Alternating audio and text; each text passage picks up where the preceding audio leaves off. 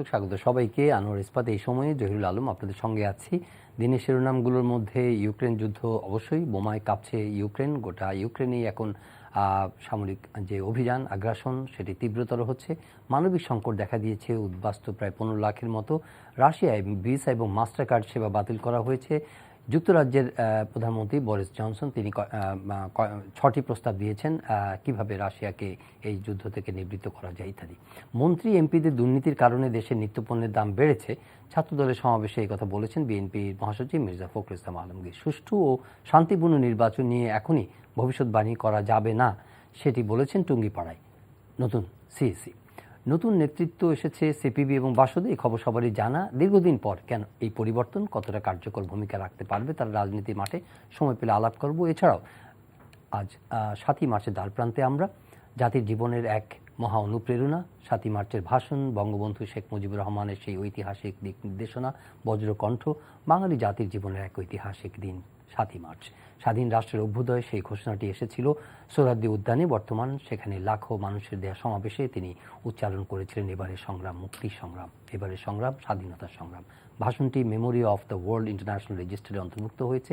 24 বছরের শোষণ বঞ্চনার অবসান, দ্বিজাতি তত্ত্বের উদ্ভট ভাবনা থেকে যে মুক্তি, অধিকার এবং মর্যাদা সংগ্রামের সূচনা, সে বিষয়গুলো নিয়ে আজকে আলাপ করব কিছুটা।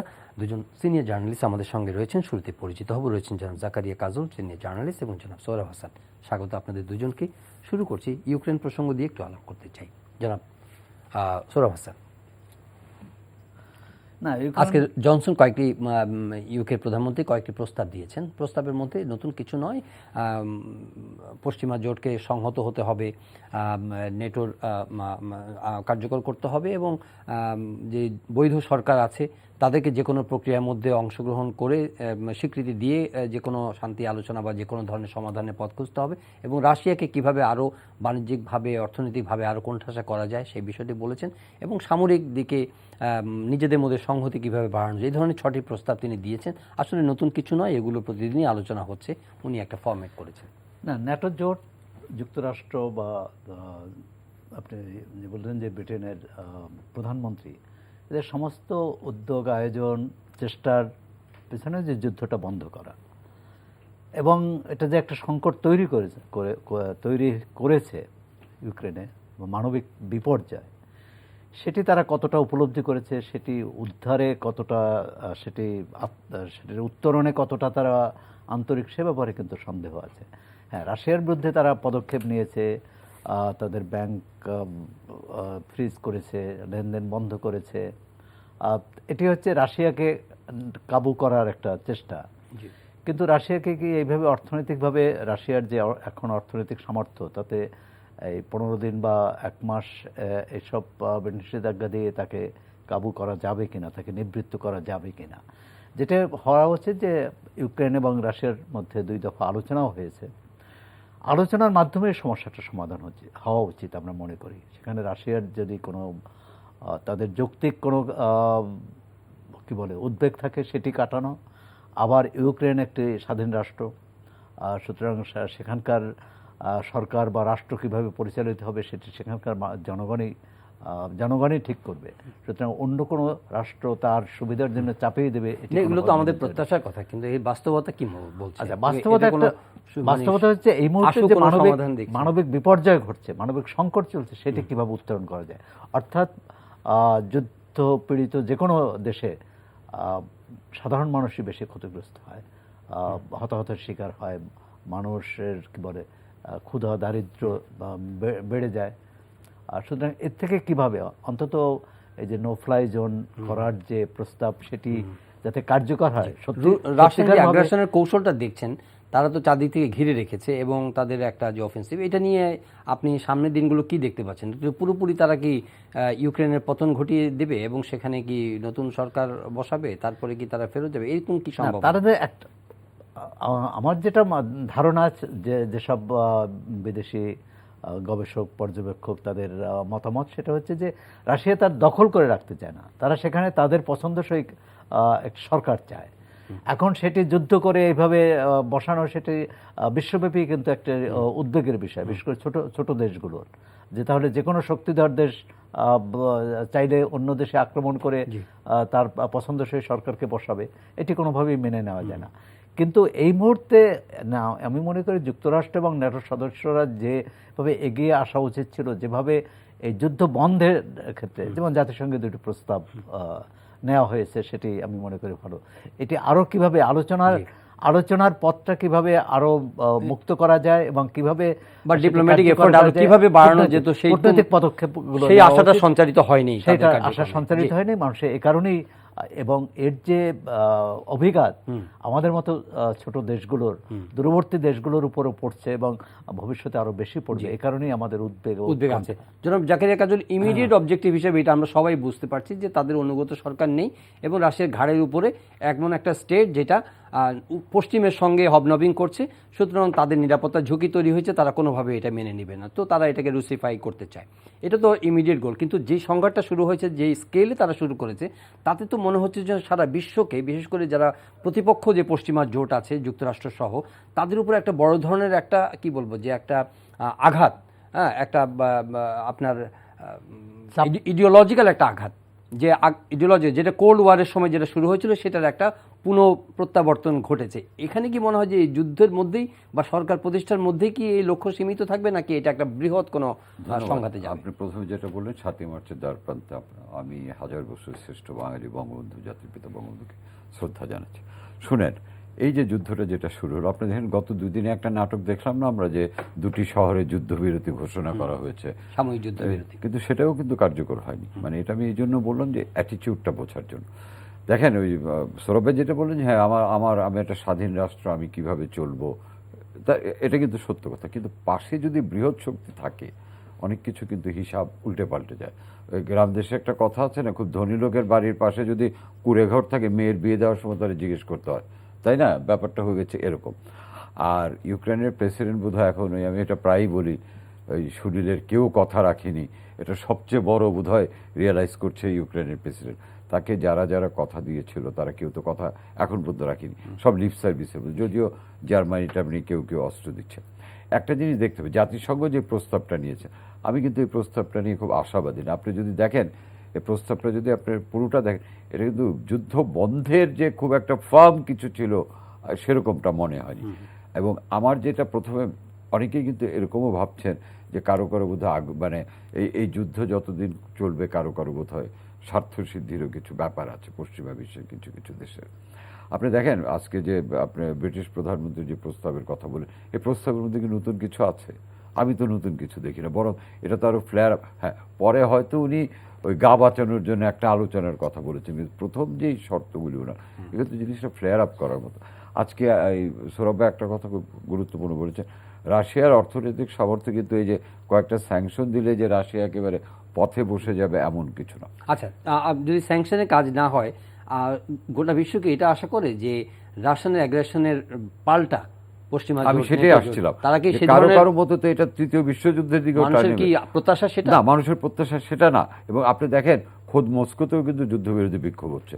এটা খুব ইম্পর্টেন্ট, কারণ রাশিয়ার মতো একটা সোসাইটিতে এরকম বিক্ষোভ মিছিল অ্যারেস্ট হওয়া, এটাও কিন্তু বোঝা যায় যে রাশিয়ার মানুষ যে সবাই যুদ্ধটা চাচ্ছে তা কিন্তু না। যেটা মিয়ানমারের বেলা আমরা বলেছিলাম, ওখানকার মানে যে দেশ আগ্রাসন করছে তাদের জনগণের মধ্যে এই যুদ্ধবিরোধী চেতনাটা জাগ্রত করা খুব সহজ। সাধারণভাবে কি মনে হয় যে এই স্যাংশনসগুলো দেওয়া হয়েছে, এই স্যাংশন কি রাশিয়াকে কাবু করতে পারবে? না, আজকে যেটা দেখলাম মাস্টার কার্ড বন্ধ করছে, রাশিয়ার উপর স্যাংশনটা কিন্তু অনেক দেশের উপর প্রভাব পড়বে। আমাদের দেশের কথাই যদি ধরেন না, আপনি যদি আজকে রাশিয়ার সব লেনদেন বন্ধ করে দেন, আমাদের যে প্রজেক্টগুলি সেগুলির কি অবস্থা হবে? এবং রাশিয়া যদি কোনো পাল্টা অবস্থা নেয়, আপনি জানেন, আমি জানি, সবাই জানি যে গোটা ইউরোপটা ডিপেন্ড করে রাশিয়ার জ্বালানি সরবরাহের উপর। রাশিয়া যদি পাল্টা কোনো ব্যবস্থা নেয়, ইউরোপের অবস্থা কি হবে? সেখানে আমরা কিন্তু বাংলাদেশ যেটা অর্থনীতির মূল চালিকা শক্তি আমরা এখনও বলি গার্মেন্টস, সেটার মেজর মার্কেট কিন্তু ইউরোপ অ্যান্ড আমেরিকা। কাজে একটা এই ঘটনার অভিঘাত কিন্তু বহুমাত্রিক। যার জন্য অনেকে বলেন যে বাংলাদেশ কেন চুপ ছিল, বাংলাদেশ চুপ থাকার অনেকগুলো কারণ আছে। আমি যেটা মনে করি যুদ্ধ কারো কাছেরই কাম্য না, এবং রাশিয়াও যখন কথা বলে তখন কিন্তু তারাও বলে যে আমরা মানে যুদ্ধ তাদের কাম্য না, মুখপাত্ররা তারা বাধ্য হয়েছে হ্যাঁ বাধ্য হয়েছে এরকম। কাজে আমি মনে করি এখন অস্ত্রের ঝনঝনানি ছেড়ে টেবিলে দুই পক্ষে বসানোর মতো একটা পরিবেশ সৃষ্টি করতে হবে আপনি। এবং সেক্ষেত্রে পুতিনকে রাজি করানোর মতো ইন্টারন্যাশনাল ফিগার্স অথবা তার এমন কোনো বন্ধু বা এমন কোনো গোষ্ঠী কি আছে? আপনি অনেকে চায়নার কথা বলে, মানে ইন্ডিয়ার কথা বলে, না মোদি তো টেলিফোনও করেছে পুতিনকে, তাই না? এক্ষেত্রে ভারত চীনের যে প্রেসিডেন্ট তার একটা প্রভাব থাকা, চীন ভারত, এবং আবার এখানে চীন ভারত তাদের মধ্যে পারস্পরিক যে বিশ্বাস বা অবিশ্বাস, সুতরাং চীন এগিয়ে আসলে ভারত পিছিয়ে থাকবে, ভারত এগিয়ে গেলে চীন দ্বিধাদ্বন্দ্বে থাকবে, এরকম একটা পুরো। কিন্তু এই জায়গায় কিন্তু এক ধরনের ঐক্যতান আছে, যেমন আপনার জাতিসংঘের প্রস্তাবে চীন, পাকিস্তান, ভারত, বাংলাদেশ, ভিয়েতনাম, কাজাখস্তান, এই টাইপের, মানে সাউথ এশিয়া বা সাউথ ইস্ট এশিয়া। কিন্তু শব্দের যে একই দৃষ্টিভঙ্গি থেকে বিরত থাকছে তা নয়, যার যার জাতীয় স্বার্থ এবং বিবেচনা থেকেই। তো সেক্ষেত্রে না, যেটা হচ্ছে যে রাশিয়াকে কে প্রভাবিত করতে পারে যুদ্ধ বিরতিতে বা যুদ্ধ থামিয়ে দিতে বা যুদ্ধ বিরতি করে আলোচনায় টেবিলে ফেরাতে, সেখানে আমি মনে করি আলোচনা আছে কিন্তু কোনো সমাধান হচ্ছে না। এখন আলোচনায় দুই পক্ষ বসলে আলোচনাটা অনেকটা বিএনপি আওয়ামী লীগের আলোচনার মতোই, যে যার অবস্থানে অনড়, ফলাফলও জানে। তা বলছে সেই আলোচনা না, অর্থবহ আলোচনার জন্য। এবং সেক্ষেত্রে চীন একটা ভূমিকা রাখতে পারে, যুক্তরাষ্ট্র ভূমিকা রাখতে পারে।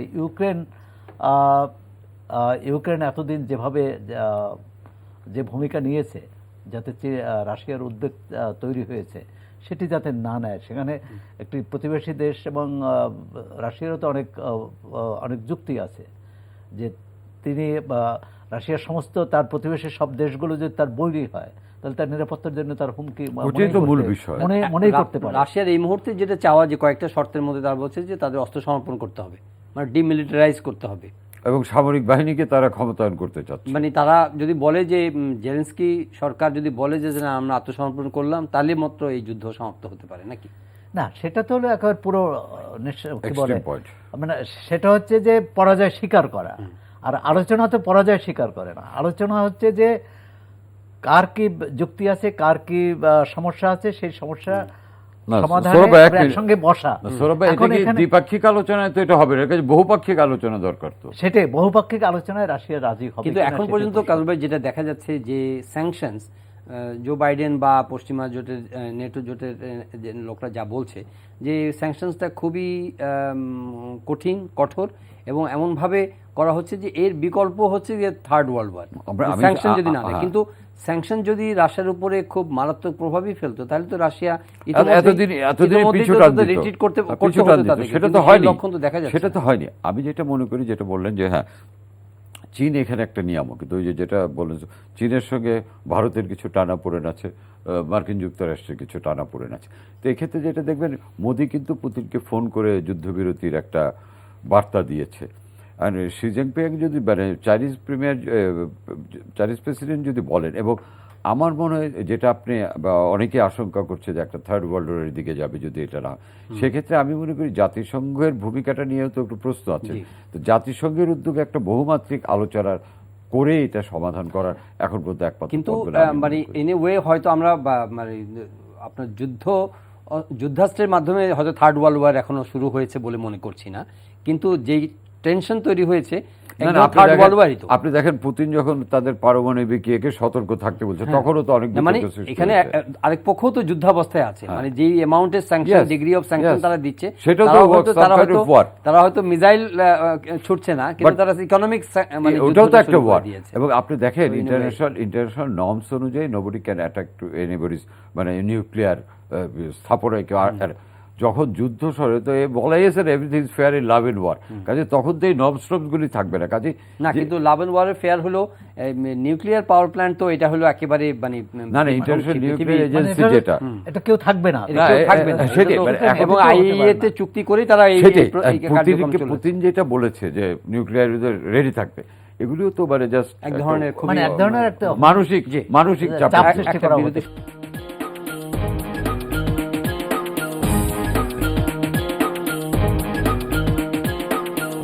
একটু দেশের প্রসঙ্গে আসব, তারপরে আমরা 7ই মার্চ, ঐতিহাসিক 7ই মার্চের বিষয়ে তার সিগনিফিকেন্স নিয়ে একটু আলাপ করব।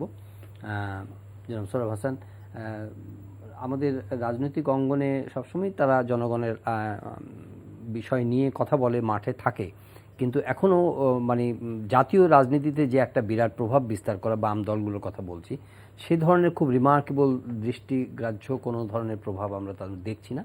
তবে তাদের ইন্টালেকচুয়াল এক্সারসাইজ আছে এবং তারা জনঘনিষ্ঠ বিষয়গুলো নিয়ে ভাবে, তারা কথা বলার চেষ্টা করে, কিন্তু প্রতিনিধিত্ব দিক থেকে তারা অত্যন্ত দুর্বল অবস্থানের মধ্যেই আছে দীর্ঘদিন ধরে। এখন দুটো দল সিপিবি এবং বাসদ, এদের দীর্ঘকালের মানে নেতৃত্ব পরিবর্তন হচ্ছিল না, এটা নিয়ে নানা ধরনের নেতিবাচক সমালোচনাও আছে। পদ আঁকড়ে থাকা অন্য দলের নেতৃত্ব নিয়ে সমালোচনা, নিজের দলগুলোর মধ্যে কি অবস্থা ইত্যাদি আলোচনার মুখেই কিন্তু সিপিবি এবং বাসদের নেতৃত্ব পরিবর্তন এসেছে। আপনি কিভাবে দেখেন? নেতৃত্ব পরিবর্তন এটি আমরা স্বাগতই জানাই, কারণ যে কোনো দলের এই গণতান্ত্রিক পদ্ধতিতে নেতৃত্ব নির্বাচন করা, যেটা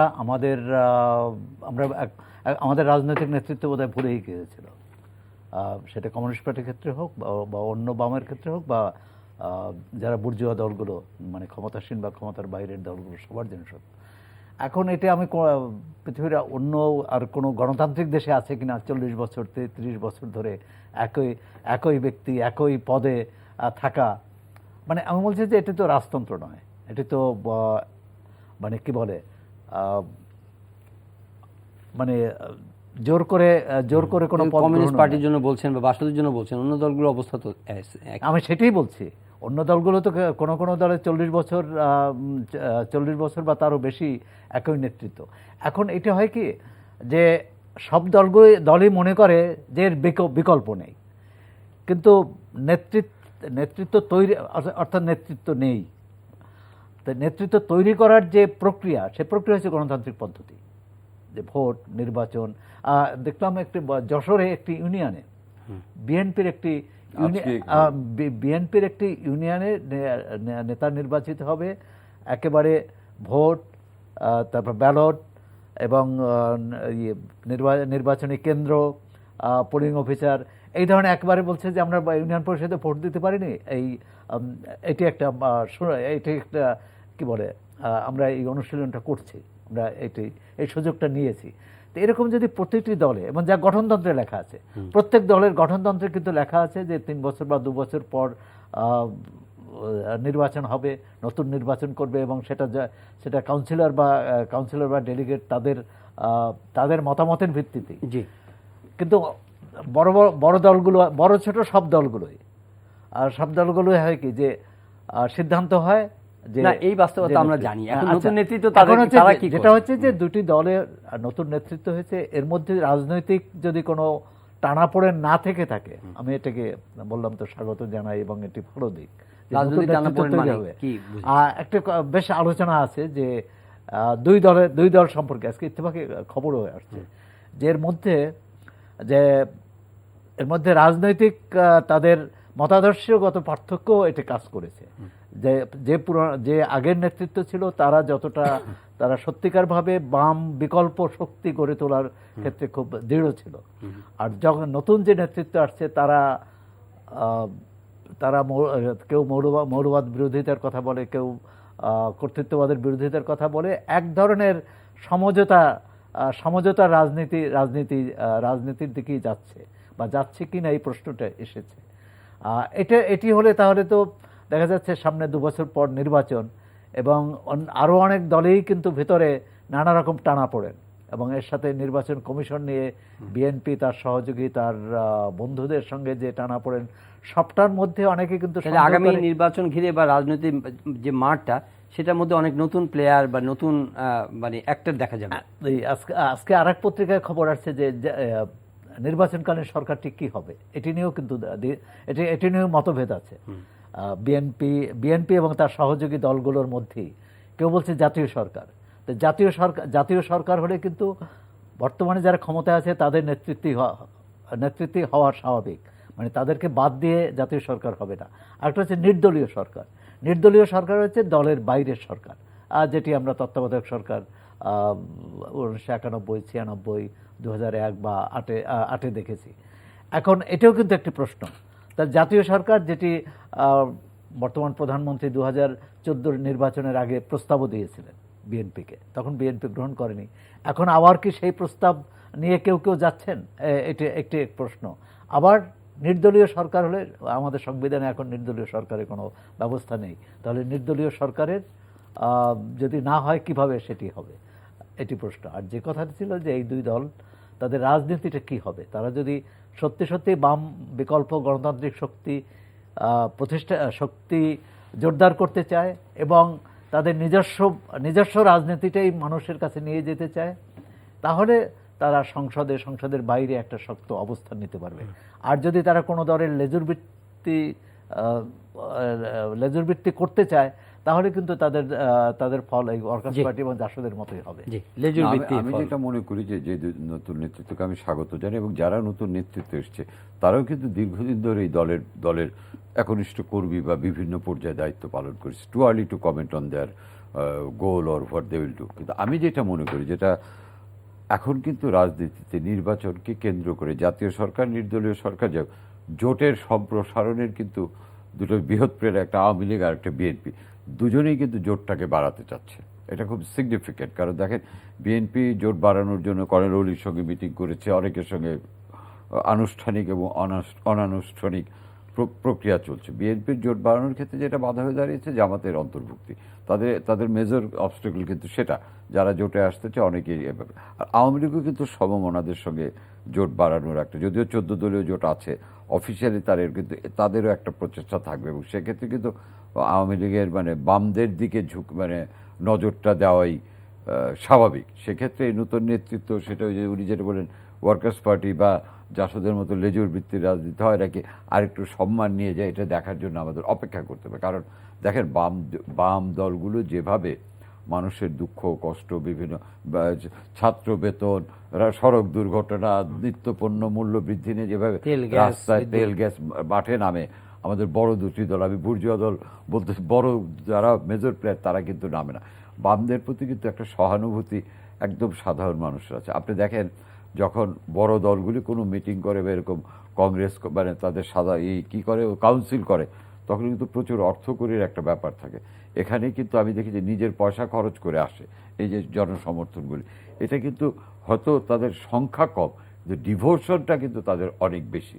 হ্যাঁ, এটা আমি বাম দলদের ব্যর্থতা বলবো না, আমাদের মানসিকতার ব্যর্থতা যে আমরা সেদিকে ঝুঁকি না, আমরা বিভিন্ন কারণে পাওয়ার পলিটিক্স বানিয়ে এসব করে ঢুকি। কিন্তু এখনও কিন্তু আমি ব্যক্তিগতভাবে বিশ্বাস করি আদর্শিক রাজনীতির জায়গায় তারা আছে। আর তারা যদি আদর্শচ্যুত হয়ে সৌরভ ভাইয়ের ভাষায় কোট আনকোট লেজুর বৃত্তির রাজনীতি যায়, তাহলে কিন্তু সেই ভরসাটাও আমাদের থাকবে না। আমি আশা করব নতুন নেতৃত্ব এসব বিষয়গুলি মাথায় রাখবেন। It's two early to comment on there activity.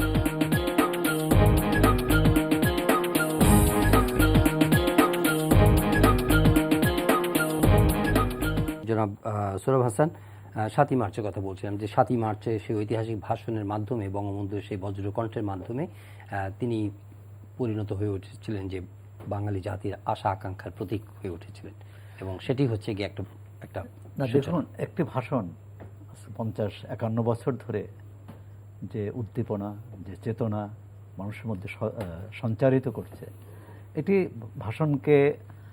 শুধু একটি ভাষণ না, এটি হচ্ছে একটি জাতির তার আবেগ, তার স্বপ্ন, তার চিন্তা, তার সংগ্রামের প্রতিফলন। এবং সেটা বঙ্গবন্ধুর এই 7ই মার্চের ভাষণে প্রতিটা ক্ষেত্রেই যুক্তি, তর্ক, সমাধান, এবং সবশেষে তিনি যে তার অবস্থান সম্পর্কে, তার অধিকার সম্পর্কে, তার লক্ষ্য সম্পর্কে যে সুস্পষ্ট ঘোষণা যেটি বললেন যে এবারের সংগ্রাম আমাদের স্বাধীনতার সংগ্রাম, আর এবারের সংগ্রাম আমাদের মুক্তির সংগ্রাম, এবারের সংগ্রাম স্বাধীনতার সংগ্রাম। এই যে স্বাধীনতার সংগ্রামকে এগিয়ে নেওয়ার যাওয়া, তখন কিন্তু অনেকেই এটাকে মনে করেছিলেন যে এটি হচ্ছে স্বাধীনতার ঘোষণার বা গ্রিন সিগন্যাল বা বা সবুজ সংকেত। এবং এরপরেই কিন্তু 7ই মার্চের পরেই কিন্তু গ্রামে শহরে সব জায়গায় একটা প্রস্তুতি শুরু হয়ে গেছিল, অস্ত্র প্রশিক্ষণ শুরু হয়ে গিয়েছিল। তবে আরেকটি কথা বলা হয় যে এটি কিন্তু আবার যদি আমরা বলি যে এটি স্বাধীনতার ঘোষণা, সেটিও না। কারণ বঙ্গবন্ধু চেয়েছিলেন যে আলাপ আলোচনার মাধ্যমেই পাকিস্তানিদের সাথে তার অধিকার আদায় করা, এবং সেটি তার সর্বশেষ ইয়াহিয়া খানের সাথে যে তার সর্বশেষ বৈঠক, সেখানে কিন্তু পাকিস্তান ফেডারেশনের কথা ছিল না, কনফেডারেশনের কথা ছিল। অর্থাৎ দুটি স্বাধীন দেশ একসঙ্গে থাকতে পারে কিভাবে, সেটি পাকিস্তানিরা মানে না। সুতরাং তারা গণহত্যা শুরু করেছে এবং বঙ্গবন্ধু আনুষ্ঠানিকভাবে স্বাধীনতা ঘোষণা করছে 25শে মার্চ রাতে। তো সুতরাং এক ধরনের এটি চরমপত্র পাকিস্তানিদের, চরমপত্র। হ্যাঁ। তো সুতরাং পাকিস্তানিরাও কিন্তু এই ভাষণের বার্তাটা বুঝে গিয়েছিল না, কিন্তু এটার মধ্যে আপনার সম্পূর্ণ একটা যুদ্ধের যে রণকৌশল বা স্বাধীনতার যে রণকৌশলগুলো, সেগুলো কিন্তু পরিষ্কার আউটলাইনগুলো দেওয়া ছিল আর কি। আমি যেটা মনে করি, যদি এমন মানে এখনো দেখেন, যদি কালকে তো 7ই মার্চ যখন ভাষণগুলি বাজবে, আমরা যারা আজই, হ্যাঁ, আজই 7ই মার্চ, আমরা যারা ওই সময়ের কিশোর বা তোর, আমি এখনো যদি রাস্তায় মাইকে বাজে, দেখবেন যে কেমন যিনি একটা শিহরণ আসে।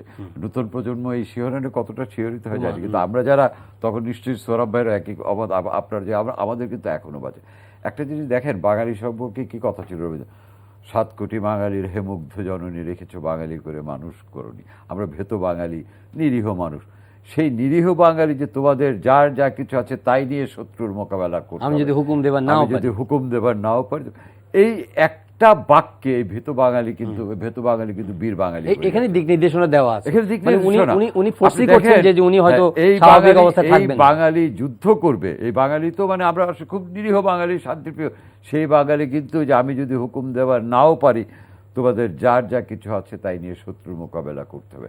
রক্ত যখন দিয়েছি দেওয়া বন্ধ করে দিতে পারে, রক্ত যখন দিয়েছে রক্ত আরো দেব, এদেশের মানুষকে মুক্ত করে ছাড়বো ইনশাল্লাহ। এই যে এটা কি বলবো আমি, এটা তো মানে আমাদের বাংলাদেশের বা বাঙালির জন্মের বীজ তো 7ই মার্চের ভাষণে লোকানো। এটা কেবল একটা ভাষণ না, এটাকে বলবো কি একটা জাতিকে উদ্দীপ্ত করার যে রসায়ন, এরকম রসায়ন বোধ হয় শতাব্দীতে একটা হয় কিনা আমি জানি। যে এই আজকে বাংলাদেশের যে অবস্থান, বাঙালির যে যুদ্ধ, সৌরভ ভাই বলে ওই ভাষণের পরে 7ই মার্চের পরে কিন্তু গ্রামে গ্রামে প্রশিক্ষণ, মানে দ্যাট ওয়াজ অ্যান অ্যানাউন্সমেন্ট। আপনি যদি ফর্মাল অ্যানাউন্সমেন্টও নাও বলেন, that was a preparational announcement of an war. খুব একটা কৌশলী একটা, মানে ওই অবশ্যই না সেই ভাষণে রাজস্ব, রেডিও স্টেশনে কেউ যাবে না, কেউ খাজনা কর দিবে না, টোটাল এই যে একটা directive, that is clear enough to declare N independence. না, একটা হচ্ছে যে এই যে ঘোষণার মধ্য দিয়ে পাকিস্তানিদের জানিয়ে দেওয়া যে আমরা কি চাই, খুব স্ট্র্যাটেজিক্যালি। আবার ওখানে কিন্তু উনি কৌশল, আবার কিন্তু উনি ওপেনও করেননি, দায় চলে আসতে পারে, উনি দায়ও নেন, আবার প্রস্তুতি। এটা আমি বলবো যে প্রস্তুতির এমন সুন্দর নির্দেশনা, যদি if I am not wrong, প্রস্তুতির এমন সুন্দর নির্দেশনা আর হয় না। প্লিজ সৌরভ ভাই। না, সেটাই তো আরেকটি হচ্ছে যে 7ই মার্চের পর কিন্তু আর দল থাকেনি, কোনো দলমত নির্বিশেষে সমগ্র বাঙালি, 7 কোটি মানুষ, এদেশে 7 কোটি মানুষ তার পিছনে দাঁড়িয়েছে, এবং এক মন্ত্রী তারা উজ্জীবিত হয়েছে স্বাধীনতা। সুতরাং তখন আর ওই যে বীর বাঙালি অস্ত্র ধরো, বাংলাদেশ স্বাধীন করো, এটি হচ্ছে তখন প্রধান স্লোগান। এবং তরুণরা অগ্রবর্তী, এবং তরুণরাই কিন্তু এই অবস্থায় নিয়ে যাওয়ার ক্ষেত্রে তারও একটু বড় ছিল বিশেষ করে। এবং বঙ্গবন্ধু আরেকটি কথা বলছেন যে আওয়ামী লীগের নেতৃত্বে প্রতি গ্রামে শহরে গ্রামে পাল্লায় হবে না, দুর্গ গড়ে তোলা এবং সংগ্রাম কমিটি হবে। অর্থাৎ শুধু আওয়ামী লীগ করবে না, অন্য যারা আছে সবাইকে যুক্ত করে এই আন্দোলনকে এগিয়ে ঐক্য, এই ভাষণ হচ্ছে বাঙালিকে ঐক্যবদ্ধ করেছিল। আজকে আমরা বিভক্ত। সুতরাং সেদিনের এই তাৎপর্য হয়তো আমরা উপলব্ধি করতে পারি না বলেই আমরা ঐক্য ধরে রাখতে যেটা পারিনি। আপনি বলছিলেন that was a very diplomatic speech also, কারণ এই যে দায় কথাটা বললেন Separatist মানে উনি কিন্তু হননি মানে তিনি। বিশ্ব রাজনীতির প্রেক্ষিতে এটা ভীষণ কৌশলী একটা ভাষণ। এই ভাষণকে বর্ণনা করা, আপনি কৌশলী ভাষণ বলতে পারেন, একটা জাতিকে অনুপ্রাণিত করা, দিক নির্দেশনা করা, যার জন্য এই সৌরভ ভাই প্রথমে যেটা বলে 51 বছর ধরে একটা ভাষণ, এবং আপনি দেখেন আন্তর্জাতিক স্বীকৃতিও পেয়েছে, তাই না? এবং বলা হয় যে এটা কিন্তু ওনার মানে কোনো রিটেন স্পিচ ছিল না, তাই না? না, না, একদমই না। একজন বক্তার এই তাৎক্ষণিক বক্তব্য, যেটা আমরা আরেকটা ব্যাপার হচ্ছে যে 7ই মার্চ থেকে 25শে মার্চ পর্যন্ত এই সময়টা কিন্তু ওই প্রস্তুতির কথা যেটা ওই ভাষণের হ্যাঁ, নির্দেশনা প্রস্তুতি, মতোই চলেছে, নির্দেশনা যে প্রস্তুতি নিতে পেরেছে। But very diplomatic. এই Very 17-18 মিনিটের ভাষণে পুরো পাকিস্তানের 24 বছরের ইতিহাসও তুলে এনেছে। হ্যাঁ, এবং উনি মানে আমার কাছে যেটা বললেন, স্বাধীনতা যদি ওই মুহূর্তে ঘোষণা করতো, বিশ্ব রাজনীতি কিন্তু একটা মানে কৌশলী তখন তাকে রাষ্ট্রদ্রোহী করারও একটা ব্যাপার ছিল। না, যদি উনি স্বাধীনতার ঘোষণা ডিরেক্ট দিয়ে দিতেন হ্যাঁ। তাহলে কিন্তু একটা অজুহাত হতো এখানে মিলিটারি অফেন্সিভ। হ্যাঁ, ওই যে 25শে মার্চ শুরু হয়ে যেতে পারত ওই রাতে 7 তারিখে হতে পারত। 25শে মার্চ তখন হালাল হয়ে যেত, জি। তাই না? না, 25শে মার্চ কেন, 8ই মার্চ, হ্যাঁ, 7ই মার্চ 8ই মার্চই হতো, ওই যে এটা ওই justify সময়ই হতো, হতো, বিশ্বকে বলতে পারতো হতে যে পারতো যে separatist এই জন্য leader। আমরা এটা না, করেছি। তখন তো যুদ্ধ বিমান উঠছিল কিন্তু এই জনসভার হ্যাঁ, উপরে এবং কিন্তু- তখনকার এখানকার যে মিলিটারি কমান্ডার তারা তো বলেছেন যে আপনি স্বাধীনতা ঘোষণা দিবেন না বা এইভাবে খাদিম হুঁশিয়ার হোসেন, করে দেওয়া খাদিম হয়েছে। হোসেন। হ্যাঁ, খাদিম হোসেন, খাদিম The Hossain. thing is that বঙ্গবন্ধুর GOC মানে- ছিলেন। বঙ্গবন্ধুর এটা আসলে এটা কোনো ব্যাখ্যা কোনো না, অসাধারণ ভাষণ। অসাধারণ। এটা আচ্ছা, স্বীকারই আমরা করতে একটা হবে। এই বর্তমান বাস্তবতা আছে আসলে কি বঙ্গবন্ধু সে ভাষণ নিয়ে আলাপ করলে আমার মনে শেষ হয় হবে না ঘন্টা পর মানে, এবং ঘন্টা এটা this is আমরা কতটুকু যোগ্য এটা নিয়ে আবার হ্যাঁ, আমরা কতটুকু যোগ্য এই আলোচনার জন্য, কিন্তু আলোচনা। আমরা খুব with great admiration, with great respect আমাদের Yes, এই শ্রদ্ধা জানাই সবাই। Champion of our architect of our nation, আমরা তার প্রতি গভীর শ্রদ্ধা জানাই। এবং 7ই মার্চ মানে চিরকাল পৃথিবী যতদিন থাকবে এই ভাষণের ততদিন। তাৎপর্য, বাংলাদেশ যতদিন থাকবে। বাঙালি যতদিন থাকবে নিশ্চয়ই এই ইয়েতে বাঙালিও থাকবে বিশ্বের ইয়েতে, আমরা সেই প্রত্যাশা করি। কিন্তু এই বর্তমান বাস্তবতা একটা কথা বলতে চাই, সেটা হচ্ছে আজকে ধরেন যে একটা মিলিটারিলি খুব পাওয়ারফুল নেশন রাশিয়া, তারা তাদের প্রতিবেশী দেশের উপরে তাদের সভরেন্টির উপরে হামলা চালিয়ে দিল। হ্যাঁ না, হয়তো আমাদের বাস্তবতা ভিন্ন ছিল, কিন্তু 50-51 বছর আগে এরকম একটা হানাদার বাহিনী সামরিক সজ্জিত হয়ে এই নিরীহ জাতির উপরে, বাঙালি জাতির উপরে কিন্তু তারা হামলে পড়েছিল। তখন আমরা গেরিলা যুদ্ধ করেছি, জনযুদ্ধ করেছি, আমাদের একটা মহান নেতা ছিলেন, তিনি আমাদেরকে নেতৃত্ব দিয়েছিলেন। হ্যাঁ, আমরা স্বাধীন হয়েছে। কিন্তু আজকের বাস্তবতায় এই যে জেলেনস্কি যেভাবে কথা বলছেন, কিংবা এত কঠিন সামরিক শক্তি, সেই 51 বছর আগে পাকিস্তানের সামরিক শক্তি আর এখনকার রাশিয়ার আজকের সামরিক শক্তি তো এক নয়, অনেক ডিফারেন্স। সেরকম একটা সামরিক আগ্রাসনের মুখে এই জাতির অবস্থা কি হবে? তারা কি গেরিলা যুদ্ধ করে বা ইয়ে করে কি? না, সেটা হচ্ছে যে এই আগ্রাসনের উদ্দেশ্যটা কি। যতটা পত্রপত্রিকায় বা গবেষণায় দেখা যাচ্ছে যে রাশিয়া কিন্তু ইউক্রেনকে তার অঙ্গীভূত করতে চায় না, কারণ একসময় সোভিয়েত ইউনিয়ন, ইউক্রেন সব দেশই কিন্তু সাবেক সোভিয়েত ইউনিয়নের অংশ ছিল, এরপর অনেক দেশ স্বাধীন হয়ে গেছে।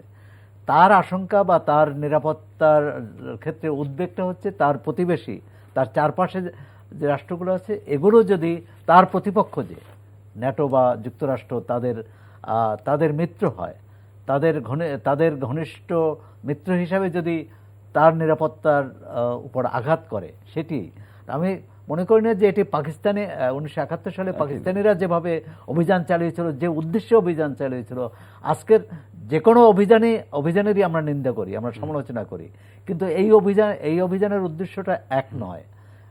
যেমন বললেন যে তারা একটা পুতুল সরকার সেখানে বসাতে চায়, তার মানে তার নিরাপত্তা বা তার পছন্দসই সরকার বসেই তারা ফিরেই আসতে চায়, অর্থাৎ তার নিরাপত্তার জন্য কোনো ঝুঁকি হবে না সেই নিশ্চয়তা চায়। পুরো বিশ্ব ব্যবস্থাটাই একটি অন্যায়ের উপর টিকে আছে, অন্যায়ের উপর, একটি জবরদস্তির উপর। আজকে আমরা ইউক্রেনের রাশিয়ার আগ্রাসন নিয়ে কথা বলছি, এই যে গত 1-1.5 দশক ধরে বা 2 দশক ধরে ইরাকে, এই যুক্তরাষ্ট্র ইরাকে, আফগানিস্তানে যে আগ্রাসন চালিয়েছে, যে হাজার হাজার মানুষকে হত্যা করেছে, ধ্বংস করেছে সমস্ত কিছু, তার বিরুদ্ধে কিন্তু তখন ওই রকম প্রতিবাদ হয়নি। সুতরাং আজকে যুক্তরাষ্ট্রের কিন্তু নৈতিক অধিকার কতটা আছে সেই প্রশ্ন করা যায়, কিন্তু তারপরেও আমরা মনে করি এই মানবিক বিপর্যয়ে রোধ করার ক্ষেত্রে রাশিয়ারও ভূমিকা আছে। সুতরাং রাশিয়া আজকে আগ্রাসী শক্তি হিসাবে, আমরা চাই না যে রাশিয়াও আগ্রাসী শক্তি হিসাবে এটা justify করে না কোনোভাবে। আমেরিকা করেছে বলে কোনোটাই কোনো যৌক্তিকতা পুতিন দেয় এটা, না। হ্যাঁ, জি। যে তারা আমেরিকা অন্যায় করেছে বলে আজকে রাশিয়া অন্যায় করবে, পরশু আরেকটি দেশ অন্যায় চীন করবে, অন্যায় করবে। এবং ছোট দেশগুলোর কিন্তু বাংলাদেশের মতো ছোট দেশগুলোর কিন্তু আরো বেশি উদ্বেগ বাড়বে, আরো বেশি উৎকণ্ঠায় থাকবে যে যে কোনো দেশ এই করতে পারে। আরেকটা ব্যাপার আমি যা কাজল ভাইয়ের কাছে এই প্রশ্ন করতে চাই, আজকে আমি রাশিয়ার খবরে দেখলাম যে তাদের মিলিটারি স্পেন্ডিং বাজেট তারা 7% প্লাস করে ফেলেছে। চায়না করুক, চায়না 7% প্লাস করেছে, রাশিয়ার এটা 11%, রাশিয়ার এটা 11% বিশ্বের সর্বোচ্চ। এমনি মানে আপনার এই যুদ্ধের কারণে কি মনে হচ্ছে যে আসলে জ্ঞান, বিজ্ঞান, শিক্ষা, স্বাস্থ্য এগুলো ইম্পর্টেন্ট না? না এসব ইম্পর্টেন্ট না। আজকে কিন্তু নলেজ, রাষ্ট্র তো চলে শক্তি বলে, না অস্ত্র বলে। তাহলে যুদ্ধের পরে কি সামরিক বাজেট প্রতিটি দেশে কি? আচ্ছা, পৃথিবীতে আমরা সভ্যতা দাবি করি, তাহলে এই যে এত সামরিক ব্যয় কেন? এই যুদ্ধের পরে জাস্টিফাইড হয়ে গেল সামরিক ব্যয়। আজকে যেটা খবর, মানে গতকাল যেটা খবর, সেটা হচ্ছে আপনার চীন তার সামরিক ব্যয় অফিশিয়ালি বৃদ্ধির ঘোষণা 7% প্লাস। চীনে 7% প্লাস, মানে হিউজ। তার মানে আজকে চীন করেছে, কালকে আরেকজন করবে, পরশু আরেকজন করবে, যেটা আপনি এবং প্রতিটা নেশনই তার সামরিক ব্যয় সব দেশেই কিন্তু বাড়াচ্ছে। লক্ষ্যটা কিন্তু শুভ না বুঝছেন তো। মানে আমাদের যে উদ্বেগ, আমাদের যে প্রতিবেশী ভারত, পাকিস্তান, তারা সামরিক ব্যয় বাড়াচ্ছে অবশ্যই, এবং ভারতের প্রতিবেশী চীন তারা বাড়াচ্ছে। আমার প্রশ্নটা সেটা নয়, বাড়াচ্ছে, বাড়াবে, কিন্তু এটার যে একটা ডিরেক্ট কনসিকুয়েন্স, তার মানে কি আমাদের জনস্বাস্থ্যে, শিক্ষায়, গবেষণায়, আমাদের অন্যান্য যেগুলো মানে আমাদের জনজীবনের যে বিষয়গুলো আছে সেগুলো তো আস্তে আস্তে লেস প্রায়োরিটাইজ হয়ে যাচ্ছে। আমাদের কারণ ওই টাকাটা তো ওখান থেকে নিয়ে যেতে হবে। আপনি দেখেন না, কৃষি, শিক্ষা, স্বাস্থ্যের চেয়ে সামরিক ব্যয় প্রায় সব দেশেই বেশি হয়ে যাচ্ছে লক্ষ্যটাকে। এবং এই যে রাশিয়া ইউক্রেনের যুদ্ধ কিন্তু এটাকে জাস্টিফাই করছে। আমি নেগেটিভ অর্থ বলছি, এটাকে জাস্টিফাই করছে যে কোনো সময় যে কোনো কিছু হতে পারে। বলেন আরেকটা ব্যাপার, সেটা হচ্ছে যে শুধুমাত্র মিলিটারি ব্যয় নয়, এখন আমাদের পরমাণু অস্ত্র থাকতে হবে। ইয়েস, আমি সেই প্রসঙ্গে আসছিলাম। মানে এই যে লক্ষণটা, এই লক্ষণটা কিন্তু খুব শুভ লক্ষণ না। মানে পৃথিবী যেখানে একটা, আমরা এখন এনভায়রনমেন্টটা আমাদের একটা প্রাইম কনসার্ন হয়ে গেছে, তাই না? তো এখন তো সেই কনসার্নটি দেখা গেছে এগুলো একটা। আপনি রাশাকে একদম একচেটিয়া দোষ দিলে হবে না। রাশারও তো মানে এখন দেখেন, একটা ছোট্ট গল্প বলি। এক মালয়েশিয়ান এক ভদ্রলোক, এটা ফেসবুক, তার স্ত্রী হলো রাশান। তো ভদ্রলোক স্ত্রীকে খুব গাল বলতো, তোমাদের দেশে এই কাজ করছে, খুব নিন্দাবন্ধ করছে। স্ত্রী কিছু বলেনি। কিচেনে গেল, ঘুমানোর সময় হাজব্যান্ডের মাথার কাছে একটা বড় নাইফ রেখে ঘুমাতে যাচ্ছে। হাজব্যান্ড, কি ব্যাপার, তুমি এরকম মাথার কাছে? স্ত্রী কিছুটা ঘুমাও। না কি ব্যাখ্যা দিই, কেন? দেখো, আমি তোমার 20 বছরের বিবাহিত স্ত্রী, তোমার পাশে আমি একটা ছুরি রাখছি, তুমি বিশ্বাস করতে পারো না। রাশিয়া কিভাবে ইউক্রেনকে বিশ্বাস করবে যে ন্যাটো এসে এখানে তার উপর অ্যাটাক করবে না? বেসিক জায়গাটা কিন্তু এই জায়গায় এটা রাশিয়ার পক্ষে একটা, রাশিয়ার পক্ষে এটা খুব না, আমি ইয়েটা বলছি আর কি, আমি তো বললাম এটা একটা গল্প। কিন্তু রাশিয়া যে একেবারে, কিন্তু রাশিয়া যেটা করলো, রাশিয়ায় মানবিক দিকটা আরেকটু কনসিডার করা উচিত। আমার ধারণা, আমি ব্যক্তিগতভাবে খুব আশাবাদী মানুষ, ন্যাটো এবং পশ্চিমা বিশ্ব যদি রিজনেবল অ্যাক্ট করে, রাশিয়া বোধ হবে। রাশিয়া কিন্তু মাঝে মাঝে ভালো ভালো কথা বলছে, যদিও সেটা পুরোপুরি মানছে না। হয়তো বলে তারা ওই যে বলে না, বাজারে কথা ছেড়ে দেওয়া, সেটার এফেক্টটা তারা পাচ্ছে। আমার কাছে মনে হচ্ছে যে রাশিয়া তো সহজে ছাড়বে না, সহজে ছাড়বে না। এবং সেখানে যে প্রায় 4.5 কোটির মতো জনসংখ্যা, সেখান থেকে অন্তত পক্ষে 1-1.5 কোটি মানুষকে তারা এখান থেকে করবে, বাস্তুচ্যুত করবে, তারা শরণার্থী বানাবে এবং ইউরোপের বিভিন্ন দেশে এদেরকে আশ্রয় দিতে হবে। অনেকে আশা করছে হয়তো দ্রুত তারা ফিরে আসবে। আমার আশঙ্কা যে এইসব লোকগুলো ইউরোপের ইকোনমির উপরে একটা হিউজ বার্ডেন দেবে এবং তার স্যাংশনের একটা রিটালিয়েশন করবে। আমাদের লোকজনও তো আছে, আমাদের তো কনসার্নই, একজন তো মারাই গেল আমাদের। এবং কালকে যে জনাব সোলাইমান হাসান, আপনি 30 সেকেন্ড। আমরা তো যুদ্ধ চাই না, শান্তি চাই। সেটা রাশিয়া ইউক্রেনের জন্য যেমন সত্য, তেমনি যুক্তরাষ্ট্র তার প্রতিবেশী বা ইরাক, আফগানিস্তানের জন্য সত্য। আমরা এবং সামরিক ব্যয় বিশ্বে সব দেশে সামরিক ব্যয় কমাতে হবে। এটি জনগণের জনস্বার্থে ব্যয় করতে হবে, জনগণের শিক্ষা আসার কথা। কিন্তু এখন বাস্তবতা, আমরা কি এখন সেই যুগে নাগিনীগেরা চারিদিকে ফেলিতেছে বিষাক্ত নিঃশ্বাস, শান্তির ললিত বাণী শোনাবে ব্যর্থ পড়ি? এখন নাগিনীর চেয়ে অনেক বেশি, সেটাই বলো, এখন শান্তির ললিত বাণী ব্যর্থ পরিহাস হয়ে যাচ্ছে। ধন্যবাদ এটাই জনাব কথা। জাকেরিয়া কাজল, ধন্যবাদ জনাব সোহরাব হোসেন। প্রিয় দর্শক, আজকের এই সময় শেষ করছি। সবাই ভালো থাকবেন, দেখা হবে আবারও পরের অনুষ্ঠানে। চাইলে আপনার অনলাইনে অনুষ্ঠানটি দেখতে পারেন, ভিজিট করুন www.ntbd.com, ইউটিউব ভেরিফাইড ফেসবুক পেজে জনপ্রিয় অনুষ্ঠানগুলো এবং খবর আপডেট আপনারা জেনে নিতে পারেন। আর কোভিড পরিস্থিতি কিছুটা আতঙ্ক কমিয়েছে, উদ্বেগ কমিয়েছে, কিন্তু তার মানে এই নয় যে কোভিড চলে গেছে। সবাই স্বাস্থ্য সুরক্ষা বিধিগুলো মেনে চলুন, মাস্ক পরুন, সাবান দিয়ে হাত ধুন, পরিষ্কার পরিচ্ছন্ন থাকুন এবং একই সঙ্গে ভিড় যথাসম্ভব এড়িয়ে চলুন।